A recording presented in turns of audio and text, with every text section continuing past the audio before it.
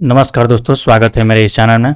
दोस्तों, आज हम लोग पॉइंट्समैन के जॉब प्रोफाइल के बारे में जानेंगे कि किस तरह का पॉइंट्समैन का जॉब प्रोफाइल होता है, उसका वर्कलोड कितना होता है और ड्यूटी आवर कितना होता है और पोस्टिंग कहां पर मिलता है, सैलरी पर भी बात किया जाएगा कि सैलरी कितने मिलता है और प्रमोशन का एक्सपेक्ट कितना होता है, ट्रेनिंग कितने दिनों की होती है और किस तरह से ट्रेनिंग होता है और कितना पासिंग मार्क्स होता है, इस पर डिटेल में बात करेंगे।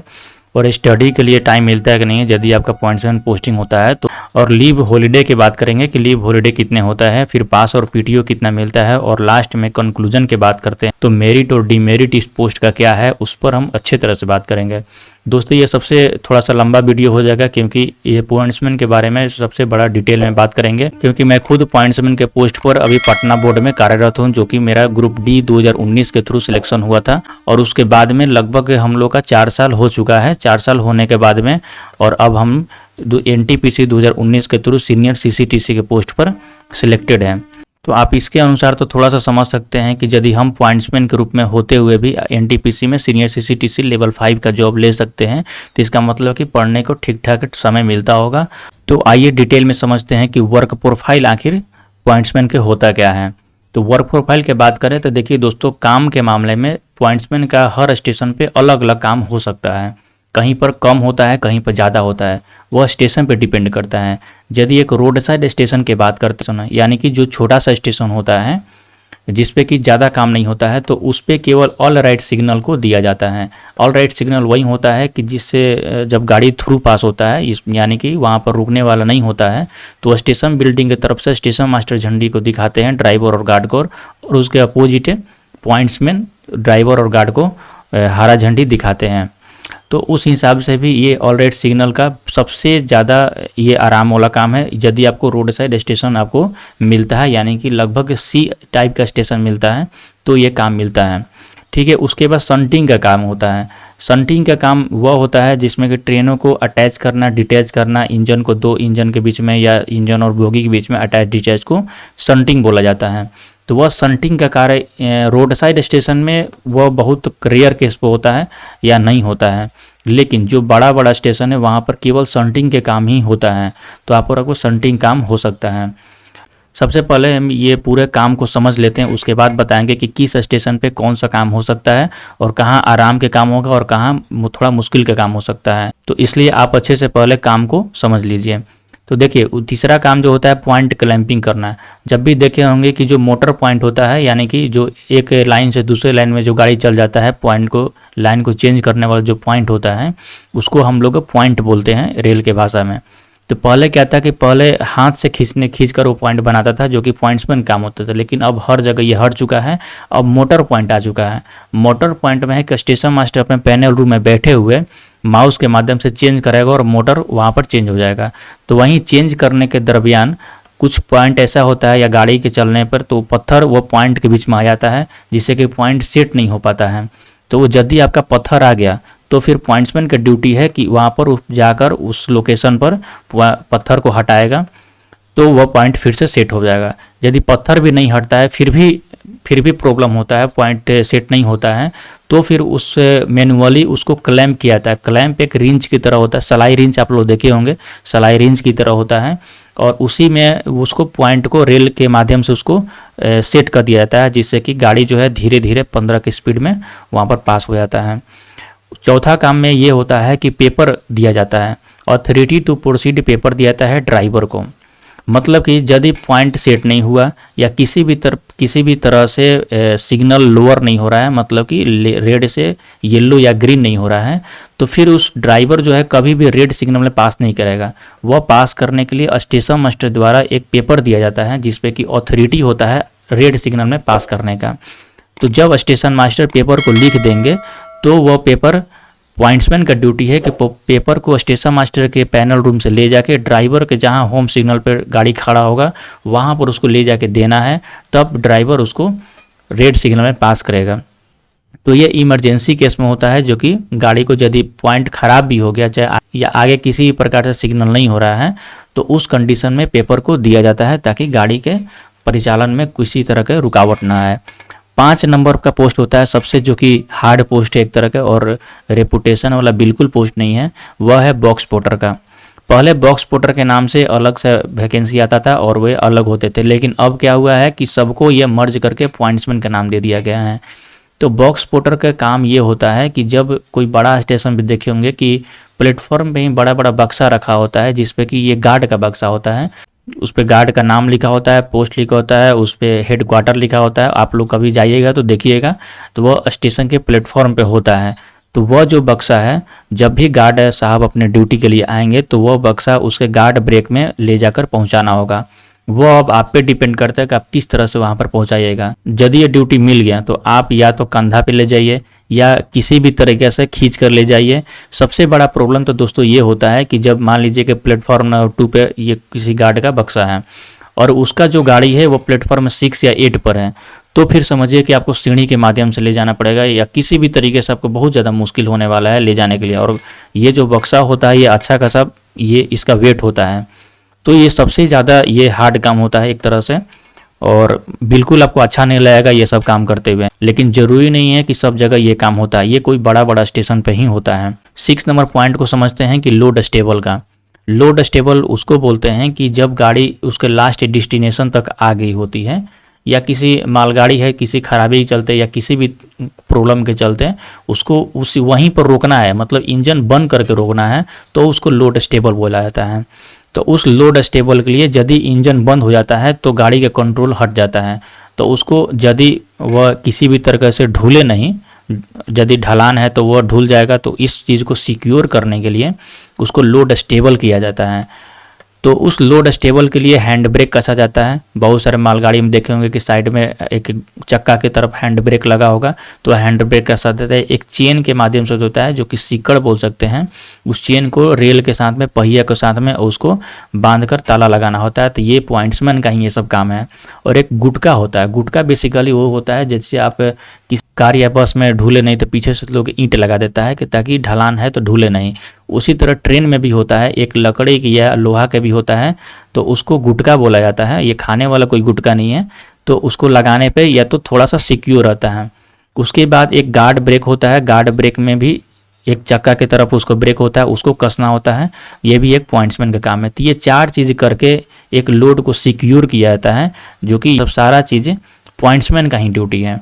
अब समझिए कि पॉइंट्समैन का इसमें ऐसा नहीं है कि ये कोई आसान बात नहीं है, लेकिन ये भी है कि हर स्टेशन पे ये काम नहीं होता है। कुछ स्टेशन पे या बड़ा स्टेशन में माना जाए तो ये काम होता है। 7 नंबर का पॉइंट ये है कि कॉशन पेपर का। बहुत बड़ा बड़ा स्टेशन पे क्या होता है कि केवल कॉशन दिया जाता है। कॉशन वह होता है कि इस पे स्पीड होता है कि किस सेक्शन में कहाँ पर किस स्पीड से गाड़ी को चलाना है, ये ड्राइवर को दिया जाता है ताकि उसको पता चल जाएगा किस स्पीड से चलाना है गाड़ी। ये कॉशन पेपर स्टेशन मास्टर द्वारा इशू होता है और उसको स्टेशन मास्टर से ले जाकर ड्राइवर साहब को देना होता है और एक गार्ड साहब को भी देना होता है उसको सिक्योर करने के लिए। 8 नंबर का काम होता है कि गेटमैन की ड्यूटी। गेटमैन की ड्यूटी दोस्तों अब लगभग ये समाप्त हो चुका है, क्योंकि गेट अब नहीं रहा है लगभग, लेकिन जहाँ कहीं भी होगा वह भी स्टेशन के अंतर्गत होगा तो फिर आप गेटमैन की ड्यूटी कर सकते हैं। क्योंकि गेटमैन 2 प्रकार का होता है। एक ऑपरेटिंग डिपार्टमेंट का होता है जिसमें कि आप पॉइंट्समैन का भी ये काम हो जाएगा। एक इंजीनियरिंग डिपार्टमेंट के द्वारा होता है जिसमें कि जो ट्रैकमैन लोग होते हैं उनका ये गेटमैन के रूप में ड्यूटी होता है। तो बेसिकली ये काम आपको ज़्यादा नहीं मिलने वाला। अब समझते हैं कि किस स्टेशन पे कौन सा काम मिल सकता है। तो दोस्तों ये समझते हैं कि ऑल राइट सिग्नल तो जो सी टाइप का स्टेशन है या बी टाइप का स्टेशन है, मतलब कि जो ज़्यादा छोटा है या जो मीडियम साइज़ का स्टेशन है, उस पर ये दोनों काम मिल सकता है ऑल राइट सिग्नल। लेकिन जो बड़ा स्टेशन होता है उस पर ऑल राइट सिग्नल का लगभग काम नहीं होता है और सब काम होता है। शंटिंग का कार्य जो बड़ा स्टेशन होता है उस पर केवल शंटिंग ही होता है, समझिए कि केवल शंटिंग होता है। और बहुत सारा मेरा ऐसा दोस्त है जो कि 8 घंटा को उन लोग ड्यूटी रहता है, तो 8 घंटा में केवल शंटिंग करना होता है। दोस्तों ये कोई आसान काम नहीं है।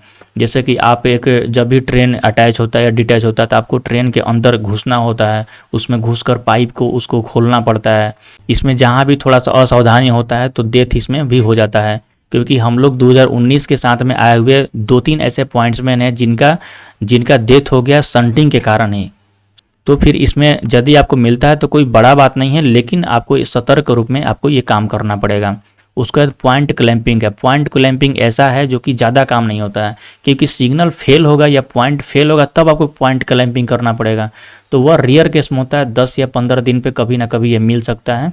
या अब आजकल सिग्नल स्टाफ भी बहुत ज़्यादा अलर्ट हो गए हैं, जो कि थोड़ा सा ये पॉइंट फ्लैशिंग करने पर वह अलर्ट हो जाते हैं और पॉइंट को बना देते हैं, जिससे कि आपका परेशानी नहीं हो पाता है।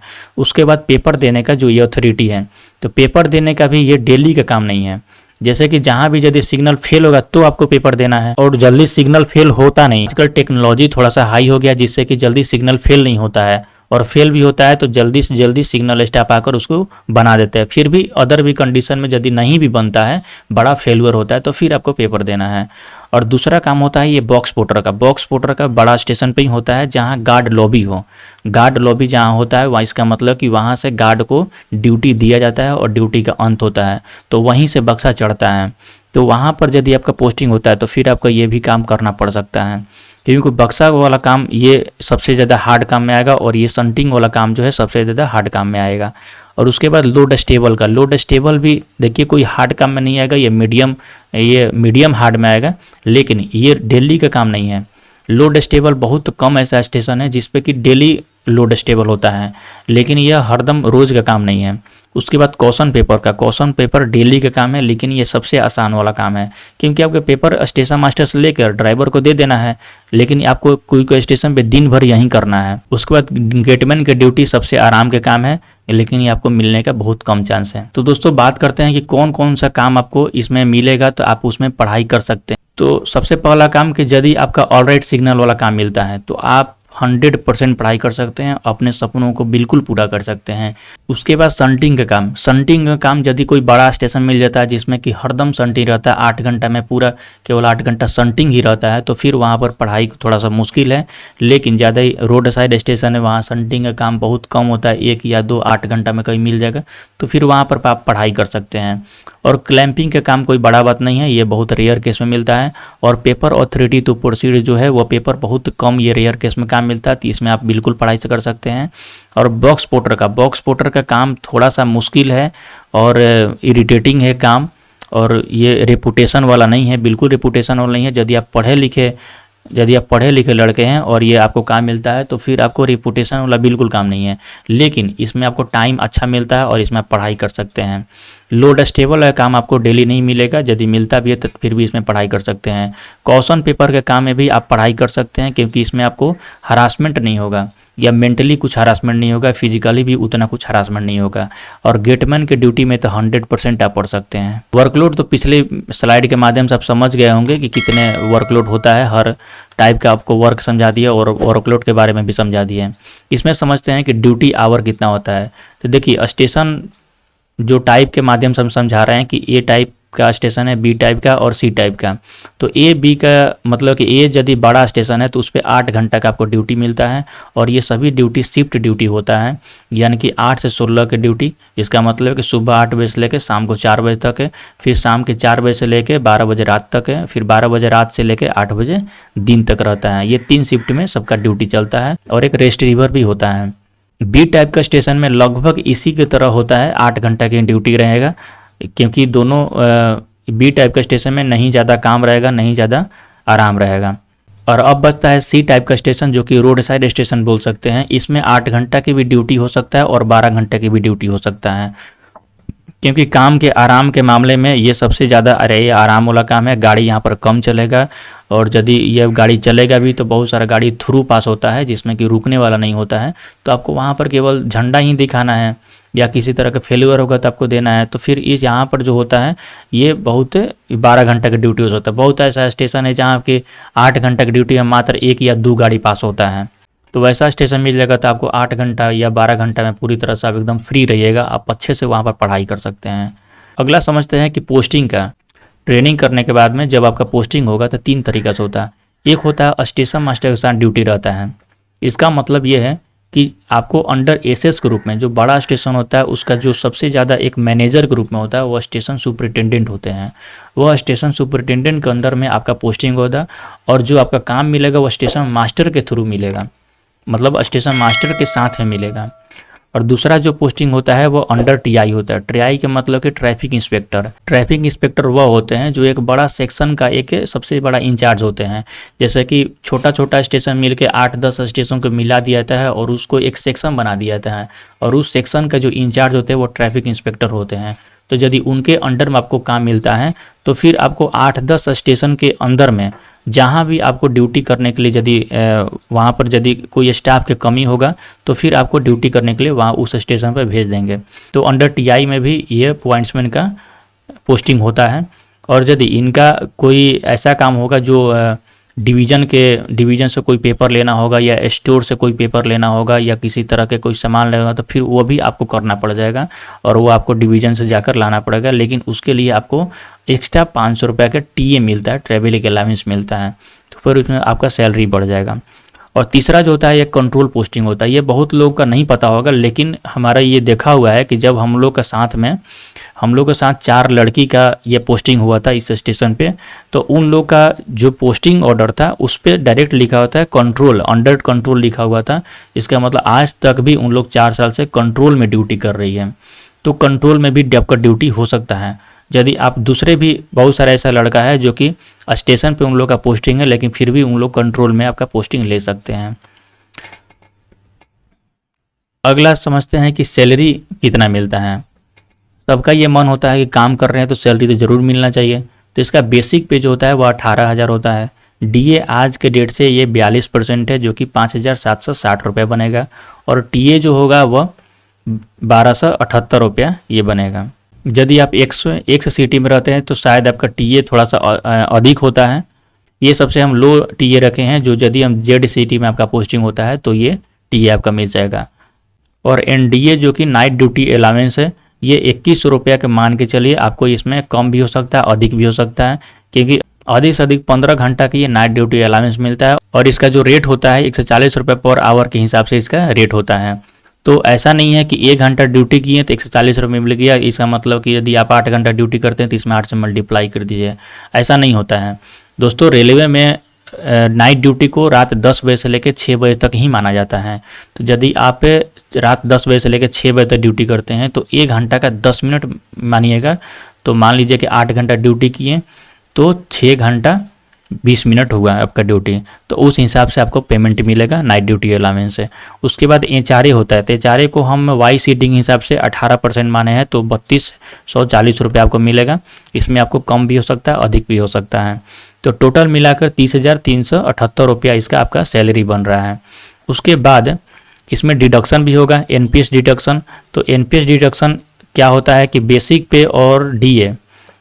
पे और डीए को दोनों को जोड़ दीजिएगा और उसका 10% कीजिएगा, तो वहीं आपको एनपीएस का डिडक्शन होता है।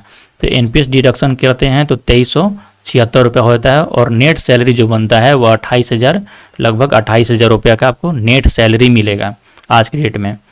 लेकिन इसमें आपका सैलरी किसी किसी का कम भी हो सकता है, किसी के अधिक भी हो सकता है। जैसे कि बता रहे हैं किस तरह से, यदि आप क्वार्टर ले लेते हैं तो फिर आपका एचआरए नहीं मिलेगा, तो 3,000 इसमें से माइनस कर दीजिए।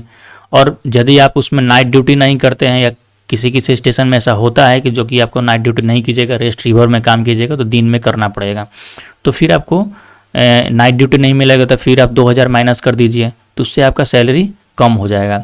लेकिन सैलरी अधिक भी हो सकता है कि यदि आप एचआरए भी ले रहे हैं, नाइट ड्यूटी भी ले रहे हैं, और किसी कारणवश आपको डिवीज़न में जाना पड़ेगा कुछ काम को लेकर, तो उसका हर दिन का 500 रुपये टीए बनता है। यदि आप 15 दिन का भी टीए लिए तो लगभग 7,500 रुपया आपको बन गया टीए। तो फिर आपको इसमें मान लीजिए 28,000 प्लस में 7,500 और बन गया, तो फिर आपका लगभग 35,000 हो गया। तो ऐसा नहीं है कि इसमें कम भी सैलरी हो सकता है, अधिक भी हो सकता है। आपको सैलरी स्लिप के हिसाब से भी हमको शो कर देंगे किस तरह से सैलरी बन सकता है। देखिए दोस्तों, हम अपना पेमेंट स्लिप दिखा रहे हैं धनबाद डिवीज़न का। देखिए ये है, और ये पेमेंट जो है अप्रैल 2023 का सबसे लेटेस्ट है, चूँकि अभी मई का तो पेमेंट नहीं आया हुआ है, तो आप देख सकते हैं। उसके बाद में यहाँ पर नाम लिखा हुआ है, यहाँ पर पोस्ट का नाम पॉइंट्समैन बी लिखा हुआ है, शायद आप लोग में असिस्टेंट पॉइंट्समैन लिखेगा। उसके बाद में ये ऑपरेटिंग डिपार्टमेंट है, यहाँ पर डेट ऑफ बर्थ रहता है। यहाँ पर देखिए ज्वाइनिंग की तिथि है 29/7/2019 में हम लोग का ज्वाइनिंग हुआ था, चूँकि लेवल 1 का है 1800 रुपये का। और इंक्रीमेंट के डेट यहाँ पर दिया होता है, चूँकि इंक्रीमेंट साल में 2 बार लगता है, जनवरी और जुलाई में। तो मेरा जुलाई में लगता है। यहाँ पर देखिए ग्रॉस पे जो है वो 38,029 रुपया बना हुआ है। यहाँ पर डिडक्शन 3,663 रुपया हुआ है। और कि मेरा ये 4 साल, लगभग 4 साल अब कंप्लीट होना है, जुलाई में 4 साल कंप्लीट हो जाएगा। तो यहाँ पर बेसिक पे जो है वो 18,000 से बढ़कर 20,300 रुपया हो गया है। यहाँ पर डीए जो है 42% के हिसाब से 8,526 रुपया हुआ है, जो कि आप लोगों का थोड़ा कम बनेगा क्योंकि 18,000 पर क्या 42% लेगा, तो यहाँ पर थोड़ा कम हो जाएगा। एरियर डीए के हिसाब से, चूँकि डीए जो बड़ा जनवरी के हिसाब से मिलता है, तो एरियर के हिसाब से 24 से यानी कि 2,436 रुपये बन रहा है। और टीए यहाँ पर 1,278 रुपये मिल रहा है, जो कि मेरा भी जो स्टेशन आता है वो सी टाइप का स्टेशन में आता है। और एरियर टीए में जो है वो 160 रुपया है। और नाइट ड्यूटी अलाउंस में 4,623 रुपया बना हुआ है।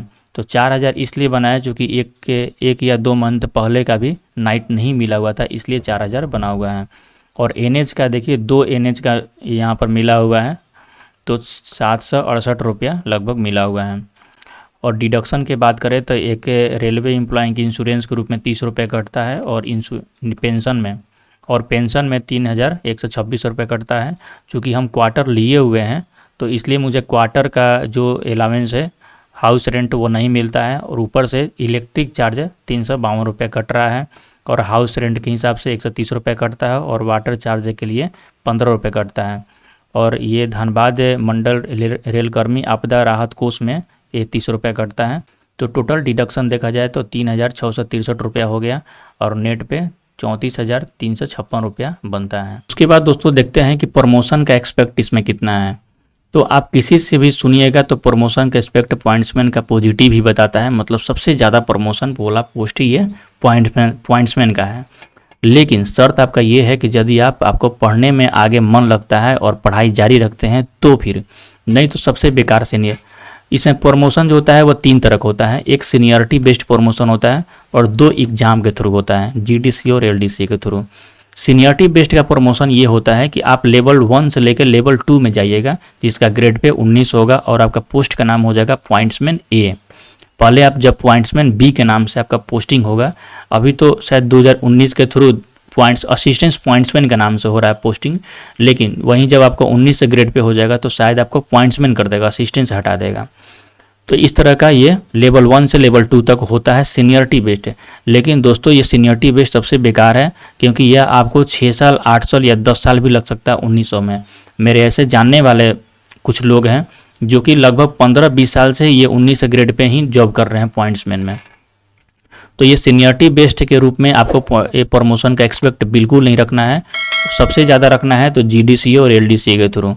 और सबसे बड़ी बात है कि जीडीसीए का जो होता है, जैसे कि आपका जब भी ज्वाइनिंग होगा, ज्वाइनिंग के बाद ही आप इसमें एलिजिबल हो जाएगा फॉर्म भरने के लिए। और इसका जो फॉर्म आता है वो एसएम के लिए आता है, गार्ड के लिए आता है, एएलपी के लिए आता है यदि आप आईटीआई किए हैं तो, और जूनियर क्लर्क के लिए आता है, सीसीटीसी के लिए आता है कॉमर्शियल में। इससे भी और ज़्यादा भी आ सकता है, लेकिन इतना ज़रूर आता है। उसके बाद एलडीसीए का पोस्ट होता है। एलडीसीए में 3 साल के रेगुलर सर्विस आप कंप्लीट कर लीजिएगा, उसके बाद आप एलिजिबल होइएगा। इसमें आता है सबसे ज़्यादा एसएम आता है, गार्ड आता है, उसके बाद सीसीटीसी आता है। एसएम गार्ड सबसे ज़्यादा आता है, क्योंकि माना जाता है कि जो पॉइंट्समैन का जो काम होता है वो स्टेशन मास्टर के साथ रह के करना होता है। तो 3 साल ड्यूटी करने के बाद में बहुत सारा ऐसा जो जनरल इंफॉर्मेशन वाला काम है वो पॉइंट्समैन सीख जाते हैं, रहते हैं। तो उन लोगों के लिए एसएम बनना सबसे आसान है, एसएम का काम करना आसान है, गार्ड का भी काम करना लगभग आसान है, क्योंकि ये भी ऑपरेटिंग में आता है। और दूसरी बात ये है कि एलडीसीए का जो होता है कोटा होता है, 10% आरक्षण होता है, और सबसे ज़्यादा सीट भी निकलता है जीडीसीए के थ्रू। दूसरी बात यह है कि जीडीसीए 1 जोन का निकले, जैसे कि पटना जोन है तो पटना जोन में 5 डिवीज़न है, 5 डिवीज़न के लिए ये पोस्ट निकलेगा। तो उसमें 5 डिवीज़न में जहाँ 300 भी पोस्ट निकला तो सब में बढ़ जाएगा 300।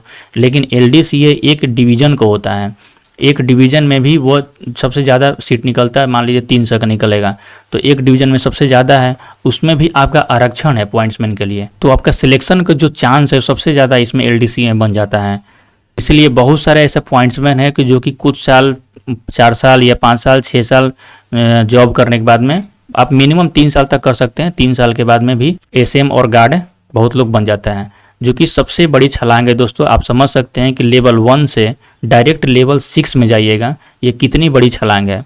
और ऐसे सीनियरिटी बेस्ड में लेवल 1 से लेवल 2 जाइएगा तो ये अच्छी बात नहीं है। और यदि हम लोग पेपर की बात करते हैं एग्जाम पेपर का, तो GDCA का जो एग्जाम पेपर होता है, जो आप ग्रुप डी में इंट्रेंस एग्जाम देकर आप लोग जॉब में लिए हैं, सेम टू सेम यही पेपर होता है।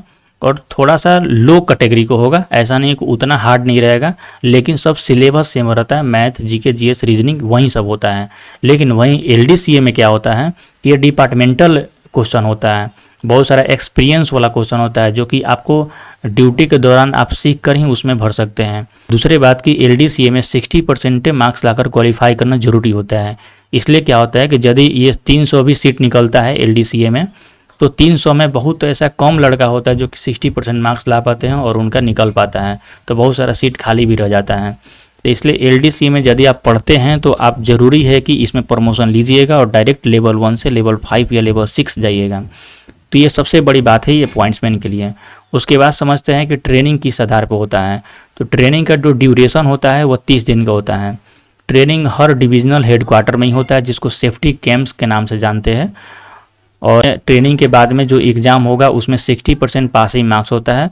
फिर भी आप यदि पास नहीं करते हैं तो 2 या 3 मौका दिया जाता है। लेकिन ज़रूरी है कि यदि आप पढ़ रहे हैं तो ज़रूर है कि इसमें पास हो जाइएगा, नॉर्मल क्वेश्चन रहता है।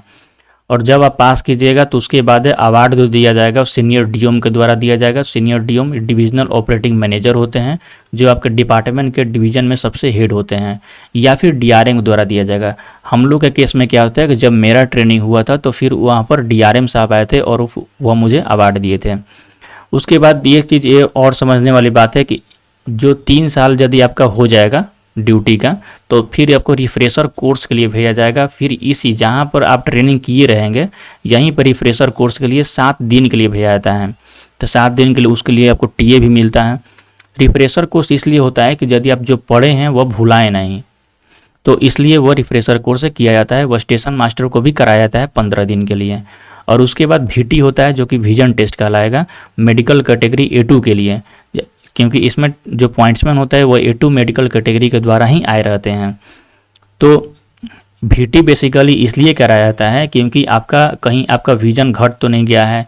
यदि आप पहले चश्मा नहीं लगा रहे थे और A2 कैटेगरी पास थे, तो यदि आपका विजन घट गया तो फिर भी आप उसमें चश्मा लगा के आपको फिट करेगा।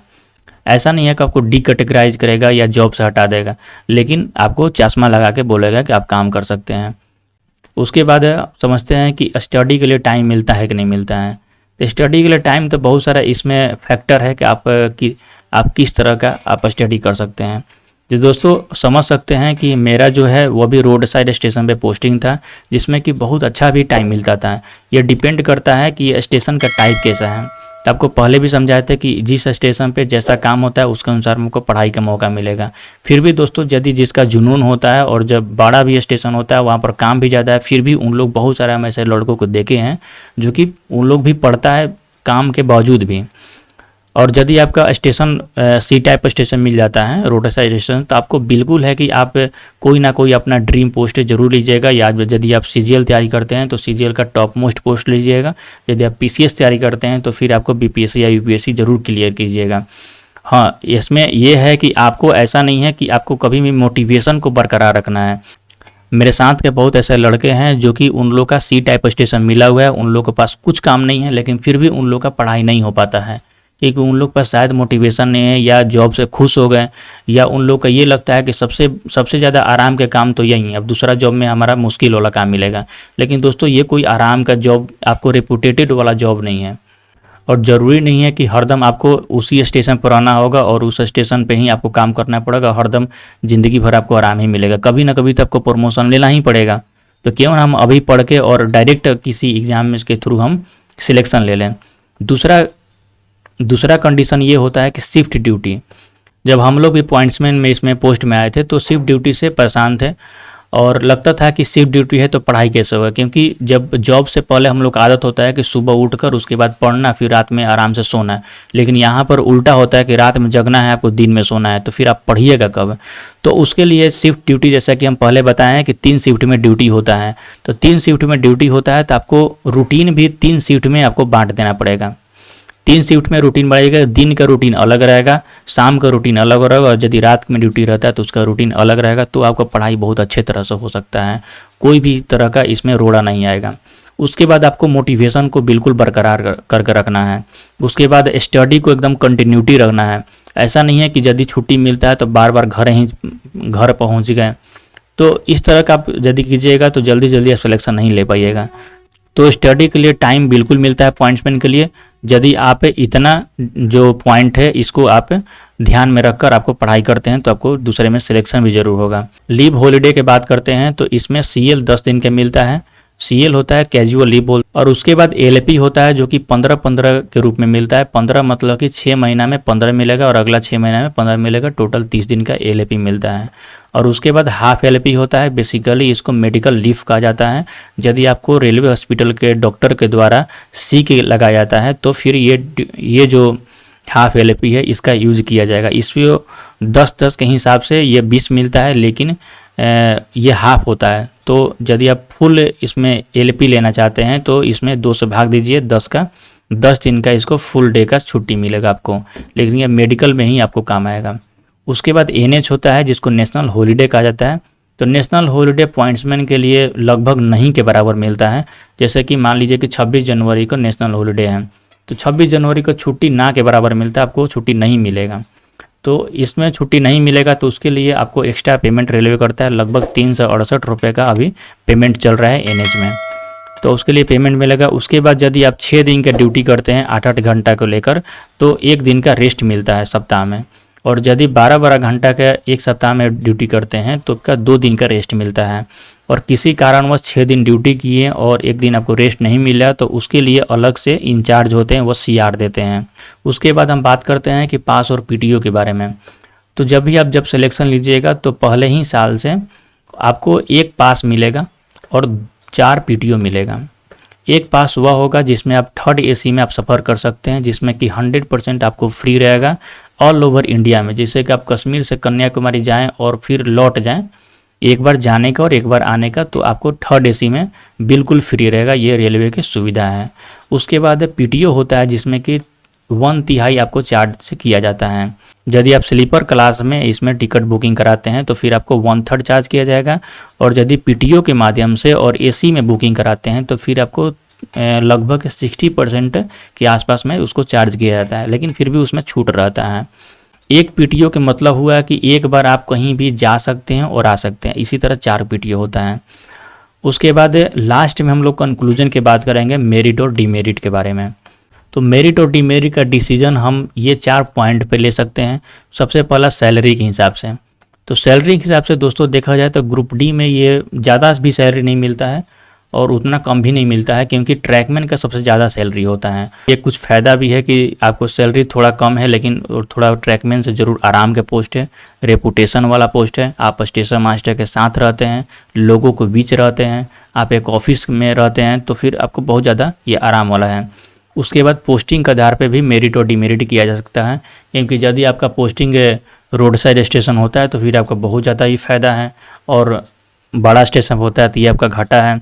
दूसरी बात ये भी है कि दोस्तों ये पोस्टिंग जो होता है वो स्टेशन पर होता है, तो आप लोगों से सोशल लाइफ में आप जुड़े रहते हैं, ठीक है। उसके बाद वर्कलोड के हिसाब से, तो वर्कलोड देखा जाए दोस्तों तो ग्रुप डी में जितना वर्क दूसरे पोस्ट पर जितना वर्कलोड होता है उतना ये पॉइंट्समैन में नहीं होता है। देखा जाए तो स्टडी आप सबसे ज़्यादा इसमें दूसरे पोस्ट की अपेक्षा आप कर सकते हैं। और उसके बाद मोबाइल चलाने का मतलब ये है कि आपको यदि समय मिलता है तो मोबाइल से आप पढ़ सकते हैं। आज ओवरऑल दोस्तों देखा जाए तो सबसे ये अच्छा पोस्ट होता है पॉइंट्समैन का। जैसा कि हम ये खुद ड्यूटी कर रहे हैं तो हम ये जानते हैं, हमारे साथ भी जो भी दोस्त हैं जो भी पॉइंट्समैन हैं, लगभग सबका किसी न किसी जॉब में, एसएससी में या टीचर में या एनटीपीसी में किसी न किसी रूप में सिलेक्शन ले ही लिए हैं। आप ज़रूर इस वीडियो का अनुभव किए होंगे कि इस वीडियो के देखने के बाद में आपको कोई और वीडियो देखने की ज़रूरत नहीं पड़ा होगा। तो ऐसे ही दूसरे भी जॉब प्रोफाइल के बारे में यदि आपको किसी और पोस्ट का जानना है तो मेरे वीडियो के नीचे आप ज़रूर कमेंट कीजिए और इसको लाइक कीजिए। और इसी तरह का इन्फॉर्मेटिव वीडियो यदि आप पसंद करते हैं तो इस चैनल को ज़रूर सब्सक्राइब कीजिए।